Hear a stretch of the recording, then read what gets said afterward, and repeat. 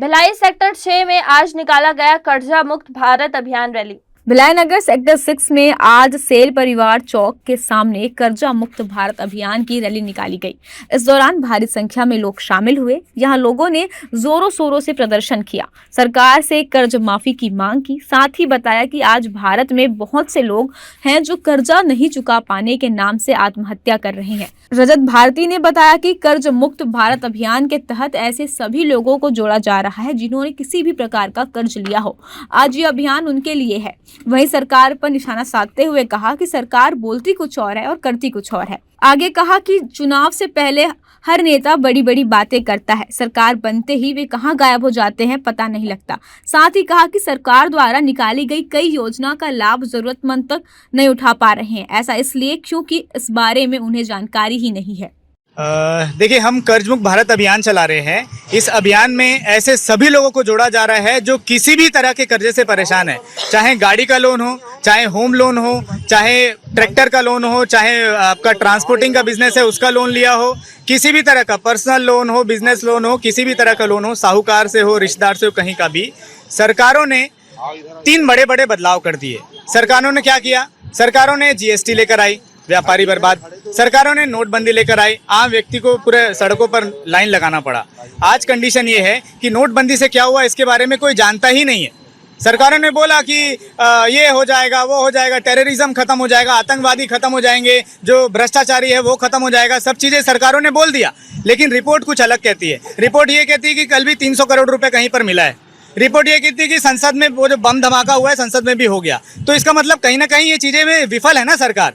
तो सरकार क्या करती है? सरकार बोलती कुछ और है और लिखती कुछ और है। जब कुछ बोला जाएगा सरकार के द्वारा कि 15-15 लाख मिलेंगे, जब जानकारी मिलती है कि 15-15 लाख क्या मिल पाएंगे तो बोल दिया जाता है नहीं ये तो जुमला है। इसका मतलब क्या है? इसका मतलब ये है कि जो नेता है जब सरकार बना नहीं रहती है उनको, तो उनसे पहले जब वो भाषण देते हैं तो कुछ भी बात कर देते हैं।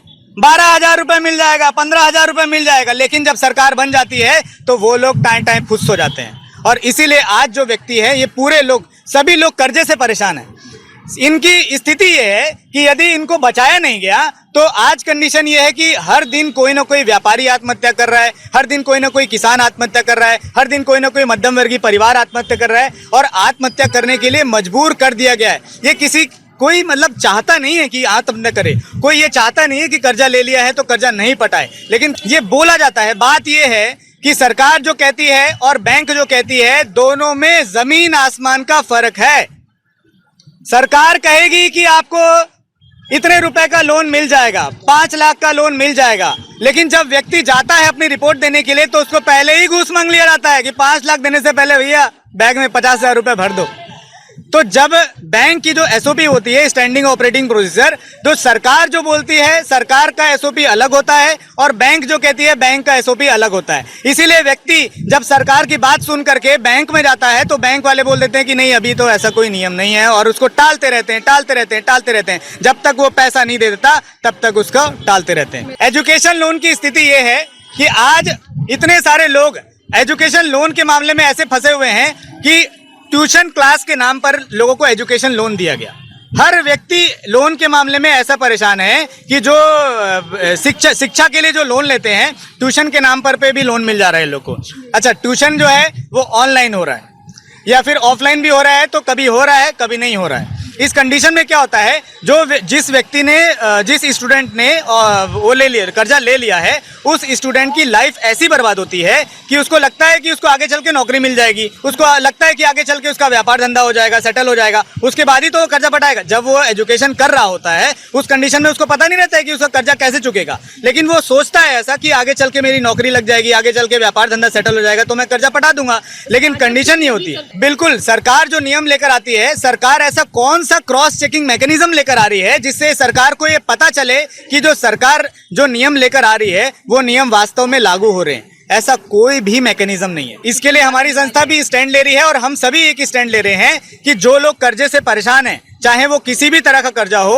वो सभी लोग हमारी संस्था से जुड़ते हैं, ऑनलाइन फॉर्म भरते हैं। लगभग 13 लाख से ज्यादा लोगों ने कर्जे की वजह से फॉर्म भरा है वो लोगों ने कि वो लोग चाहते हैं कि जैसा करोड़पति उद्योगपतियों का कर्जा माफ किया जाता है वैसी आम जनता का भी कर्जा माफ किया जाए। लगातार वीडियो भेजते हैं कि रिकवरी एजेंट आकर के परेशान करते हैं। बहुत सारी महिलाओं ने ऐसी वीडियो भेजी जो शायद हम पब्लिक प्लेटफॉर्म पे डाल भी नहीं सकते, और इतना परेशान है, इतने पीड़ित हैं रिकवरी एजेंट से। क्योंकि रिकवरी एजेंट जब मैं बोल रहा हूं तो इसका मतलब ये है कि जो फर्जी रिकवरी एजेंट है, वास्तव में जो रिकवरी एजेंट हैं वो लोग प्रॉपरली ट्रेंड होते हैं। उसको बोला जाता है डेप्ट रिकवरी एजेंट, DRA, वो लोग की ट्रेनिंग होती है। लेकिन जितने भी बैंक और NBFC ने जितने भी रिकवरी एजेंटों को रखा है वो पूरे के पूरे फर्जी हैं, पूरे के पूरे लगभग अपराधी हैं। 99% ऐसे हैं जो लोगों से यही अपील करता है कि कम से कम हम कुछ नहीं कर सकते तो किसी की जान बचा दें।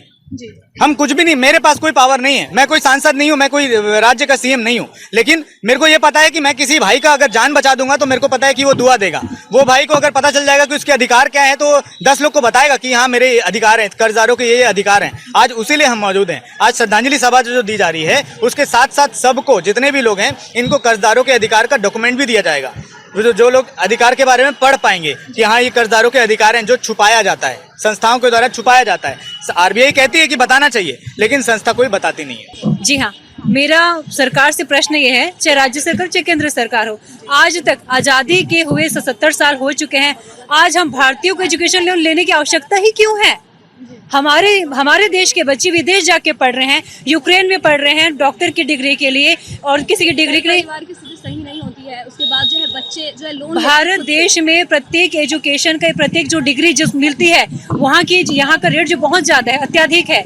यदि मैं बात करूँ कि डॉक्टर की डिग्री की या डॉक्टर की MBBS की, तो मिनिमम 1 करोड़ से आपका स्टार्ट होता है। वहीं जब यूक्रेन देश में पढ़ते हैं बच्चे लोग तो वहाँ पे 27 लाख में हो जा रहा है। तो जो विदेश जो है हमारे बच्चों को, हमारे देश के बच्चों को इतने कम दर पर एजुकेशन दे रहे, तो हमारे देश की सरकार वहाँ पर विफल है।